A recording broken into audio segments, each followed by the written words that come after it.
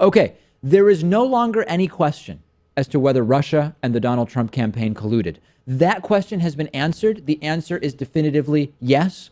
That's in itself a major step in trying to sort of unwind the lies and cover-ups around Donald Trump and Russian contacts. We've got the Donald Trump Jr. emails, which now confirm beyond any reasonable doubt that they did meet with a purported representative of the Russian government for the purposes of obtaining dirt on Hillary Clinton, that Donald Trump Jr., upon receiving an email which said in no uncertain terms that this meeting is part of the Russian plan to support Donald Trump's candidacy, he seemed completely unfazed by that, and that has been confirmed beyond any doubt.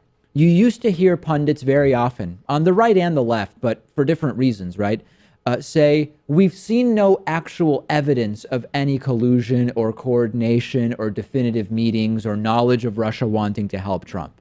That's been destroyed. And the refrain on the right-wing media has shifted away, as I've told you, from there was no collusion to if there was collusion, it wasn't a crime. The final point on collusion is that emails have now been released, where, as I mentioned, Trump was told the meeting is part of a Russian campaign to support your dad. If you're not already aware that Russia is helping your dad, and if you talk to your dad multiple times a day, as Donald Trump Jr. claims to do with his dad, and you claim that he's your best friend and you're working on his campaign, if you get information in email that Russia is helping your dad, and this is new information that you've never heard before, wouldn't you immediately go and tell your dad about that? And after the meeting, too, if you're the candidate, wouldn't you be concerned as to what your son and your campaign manager and your son-in-law are doing in your own building? It doesn't make any sense that if this indeed was not part of a broader collusion strategy, that Donald Trump Jr. would get an email that Russia's helping your dad and we've got meetings set up in order to do that, that he doesn't find it unusual, that Donald Trump doesn't ask what's up with this meeting. None of it makes sense. So let's go to the new questions. These are the new questions that we now have about Trump-Russia collusion now that the collusion has been confirmed to exist. Question number one is, to what degree did the Trump campaign and Russians collude?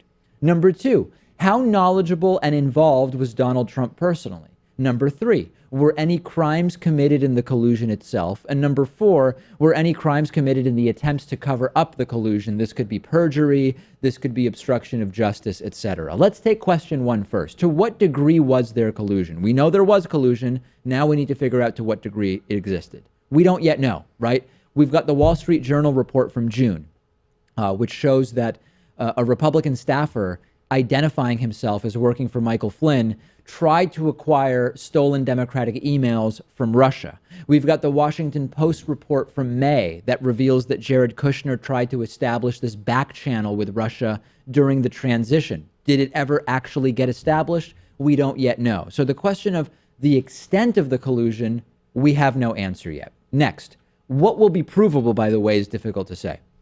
Question two, how knowledgeable or in the loop was Donald Trump personally about what was going on? It's unclear, okay? Trump may have been deliberately kept out of the loop as much as possible to try to maintain plausible deniability. Maybe not. We know that on the day of this meeting between the Russian lawyer and Donald Trump Jr., Manafort, and Kushner, Donald Trump Sr. was in Trump Tower that day. And while both Senior and Junior say that Donald Trump Sr. was not involved nor even knew about it, it's pretty damn hard to believe, as Pat and I talked about a few minutes ago. We have an email from this Goldstone guy who seemed to have been facilitating the meeting with the Russian lawyer saying, I can send this info to your father via Rona. Now, who's Rona? Rona is Rona Graff, Donald Trump's personal assistant. This implies directly that the information about the Russian lawyer and the Hillary dirt might have been sent to Trump via his personal assistant. Will those emails leak? We don't know, but this is starting to get dangerously close to Donald Trump. Question three, were any crimes committed in the collusion itself? And question four is, what about crimes committed in the cover-up? Now we're really getting into the thick of it. Donald Trump Jr. may have committed crimes, okay? He's lied multiple times about the content of that meeting and about the conversation. Were any of those lies also said to officials? The meeting itself might also violate federal campaign finance laws. It's unclear. Paul Manafort. All the same issues apply to Donald Trump Jr. Plus, we've got all the financial questions around Paul Manafort. He was receiving millions of dollars from the Russian government while working for the Trump campaign. So he has all of the potential legal issues of Jr., plus his own financial issues. Jared Kushner. It's looking really bad for Jared Kushner. Jared Kushner actually works for the U.S. government. He has a security clearance obtained through the submission of multiple incomplete and inaccurate disclosure forms. On his SF-86 disclosure form, Jared Kushner was asked, have you had contacts with foreign governments? He initially answered no, which is a direct lie. So there are serious legal questions going on here. And this, by the way, folks, does not even begin to touch obstruction of justice. It just seems as if there's been so much buildup to this story, and I don't know if you want to call it a smoking gun or not, but it seems to show intent of collusion. Yes. Now, whether the Trump campaign was privy to the DNC hacks or the Podesta leaks, we don't really know that. We'll see when we get there.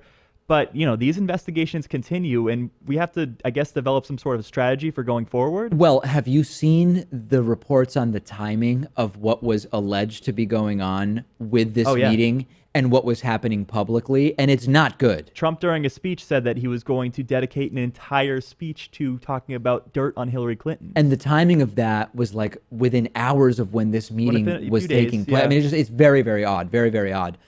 What are Trumpists doing? Well, now it's so funny. Now that Trump Jr. implicated himself via the release of these emails, Trumpists are saying, wow, Trump Jr. should be applauded for his transparency. Yeah, that's what they're saying. Forget about the content. He told us what the emails contained, so we should applaud him. For months, for even a year, it's been, oh, there's no evidence of collusion. Donald Trump Jr. now releases evidence of collusion, and the same people denying that there's evidence of collusion say, what an open and transparent guy. He's been so transparent that we can see through his lies. That's exactly right. Send me your thoughts about what's going on. I'm on Twitter at @DPakman. The show is on Twitter at David Pakman Show. We will be back right after this.